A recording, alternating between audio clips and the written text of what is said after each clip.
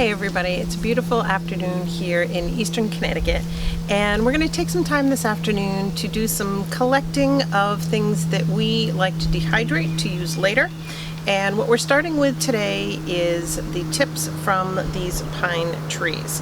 So right now all your evergreens have their new growth, like here on this tree, coming out with beautiful bright green tips. You see the same thing behind me on the hemlock trees. Spruce trees have the same thing going on right now. And you can make tea from these tips on any of those trees. It's high in vitamin C. Some people just use the regular pine needles to make pine needle tea.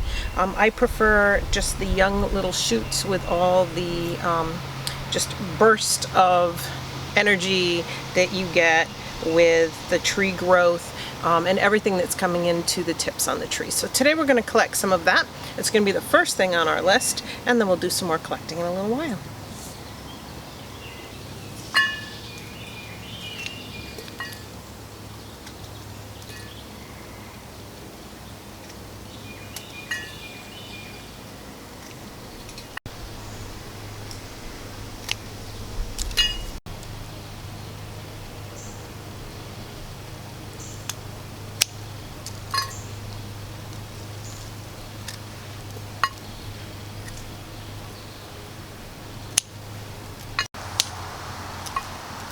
So when you cut the tips off on the branches, it will prevent them from growing longer. For that year, they'll grow new tips and do that again next year. But this tree happens to be right along a pathway that we walk, so we're going to be trimming these branches back anyway, so it isn't going to hurt them to do that. So the hardest part of doing this is having a way to cut them, collect them. Your hands are going to get sticky from the pine sap.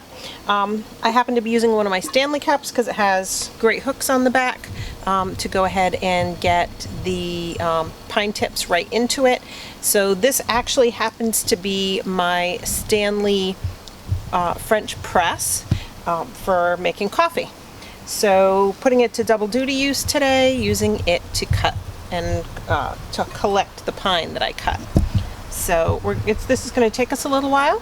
So I'm going to continue to cut, get these all done, and then I'll catch up with you again in just a little bit. So just taking the tips off 2 trees here in our yard, I was able to completely fill my Stanley pot. So now it is time to take these in and get them ready to dehydrate. So we've finished collecting all our pine tips. So now we're on to the next step. So if I were to use this fresh, if I was going to make the pine tip tea today, I wouldn't worry about the fact that there's some pine needles in there. Pine needles, pine tips, all the same thing as far as getting a super boost of vitamin C. So they're all great. I just prefer not to have them in my tea mix when I'm using it with the dried ingredients. So the next step now, and you will, as I said earlier, get very, very sticky working with these because of the pine sap, is to separate out the pine needles from the pine tips, and also making sure we don't have any little bug friends in here. So I'm going to separate out the pine needles and the pine tips. I'm going to put the pine tips in my strainer. I'm going to rinse them off, make sure they're all nice and clean before we move on to the next step. So I won't bore you by watching me do all this. So let me get this done and I'll be right back.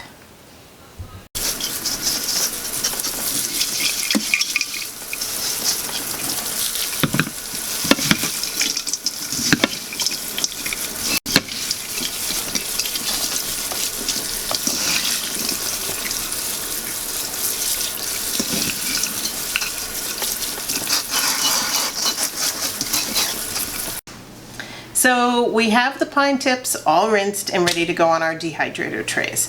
So once we have the trays all filled, we're going to put them in our dehydrator for about 4 hours on the herb setting, which is at about 95 degrees. So based on your dehydrator, whatever you use, we have 2 different ones. The settings are slightly different. So remember on your dehydrator to check your manual, see what your herb setting is. It should be somewhere close, about the same, and it should also give you a general idea for herbs how long you want to dry them. So go by that. You want to check them when you hit the end of that 4-hour time frame and make sure that they're fully dry. having them dry is the key thing, because you don't want anything wet that's going to give you mold. So the other thing you can do is you can dehydrate them in your oven. If you want to do that, you want to put them in your oven on the lowest setting in a single layer on a tray, and you want to keep a close eye on them. If you don't keep a close eye on them, they may burn. You don't want that. It's just important to make sure that they are fully dry. So again, with an oven, the time is going to vary. Depends what your lowest setting is. It depends on the humidity. Sometimes when it's more humid, it takes longer for them to dry. So that's another fun piece. And as I mentioned, this is a pine tip that we're cutting and drying here, but people also make something called a conifer tea, and the conifer tea can be made with the needles or the tips off the branches for any conifer. Remember, always do some research. If you're going to go out and you're going to pick something, you're going to use it. Anything that you are going to eat or drink, you want to make sure you really know what it is that you have. When in doubt, don't do it. Very important. So just make sure that you take a look at that. Now for us, we've been doing this for years. This is something we're very familiar with. These are things that grow right in our yard, so we know that they haven't been sprayed with any chemicals, which is also an important thing to know. So if you're hiking or out somewhere and you think about picking something to eat, make sure you know if that area has been sprayed with chemicals for weeds or anything else. So for us, we know that it's safe. And this is for a tea that we make every year and jar, and we'll go into more about the tea later, but for us it's an awesome cold and flu tea that gives you a huge infusion of vitamin C. So very, very important for us in the winter time to stay healthy and stay feeling great. So I'm gonna get these onto the tray and then I'll be back. So we have the dehydrator trays filled. I ended up with 4 trays of pine tips, which is going to be perfectly enough for what it is that we're going to use them for. So now that the trays are filled, we're just going to close up the dehydrator. We're going to put it onto our herb setting, which I have to get on tippy toes to see because I am a little bit vertically challenged. We're going to run this for 4 hours and then we're going to check on it. So at the end of the 4 hours time, it's important for me to make sure that this is thoroughly dry. If it's not fully dry and there's still moisture and you put it inside an airtight container, you have a chance of things getting moldy. You don't want things to turn moldy, or you're just going to throw them away and you're not going to be able to use them, and all your efforts and energy have gone to waste. So we're going to let this run for about 4 hours and I will be back to see you when they're done.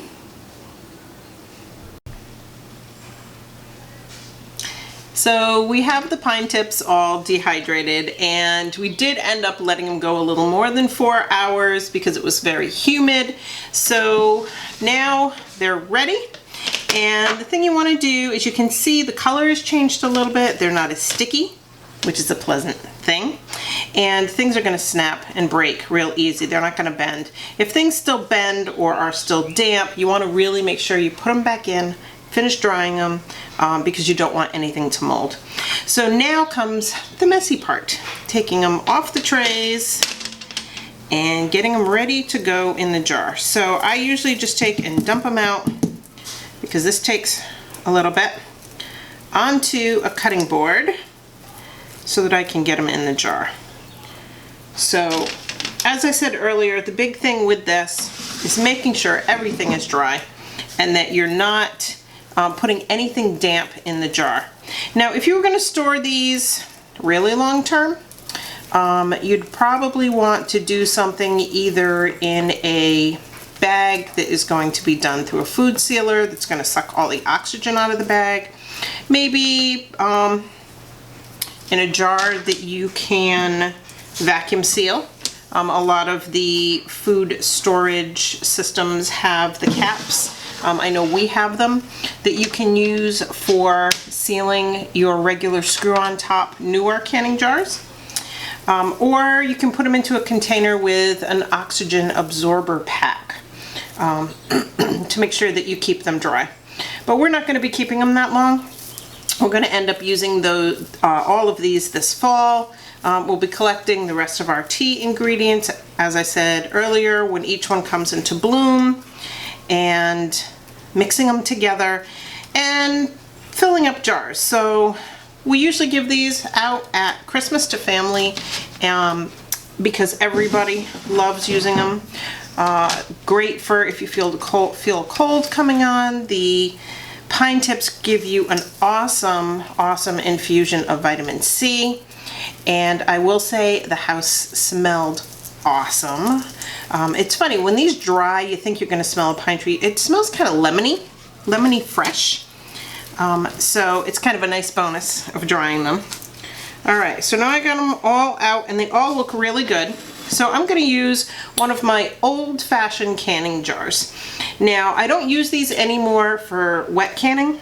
I'm just not that confident using the old jars, but these are jars my mom used to do canning with when I was growing up, and I am still able to get the rubbers to go around the top, so it does do a good seal on it. So what I am going to do is use my regular canning funnel, and we're just going to put these in and pack them down as tight into the jar as we can.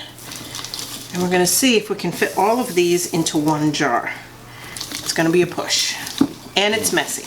And you end up with pieces all over the place. Just like when you have a Christmas tree and end up with pine needles everywhere. I'll be picking up needles for the next week or so, because they'll get everywhere, and then the dogs will get into them, and then they'll travel around the house. It's kind of like Christmas. So here we go. We're packing into the jar really nice, and it doesn't matter if they fall apart when you put them in the jar, because they're either ultimately going to go into tea bags, or they may go into the tea infusers. It depends who we give them to, how they like to use them. For ease of use, we've even taken these and used our coffee brewer and put a regular coffee filter in and put our tea mixes right into the coffee maker. So if you want to make a big batch, it's an option. Good enough for this time. All right, so our jar is pretty full. We've already got it labeled. Put the top on. Close it up. It's sealed. I'm ready to go. So it's that simple. If that's something that you're interested in doing, is making some conifer or pine needle tea. And that's it for this video. So thank you for watching, and remember, if you like the video, give us a thumbs up. Remember to share, subscribe, and if you want to hear about what our next video is going to be, remember to click that bell. We'd love to hear from you in the comments. If there's anything you'd like to have us do, any more subjects you'd like us to cover, if you want to see more dehydrating videos or anything else like our other videos that we've done in the past, please let us know. Until then, everybody, take care.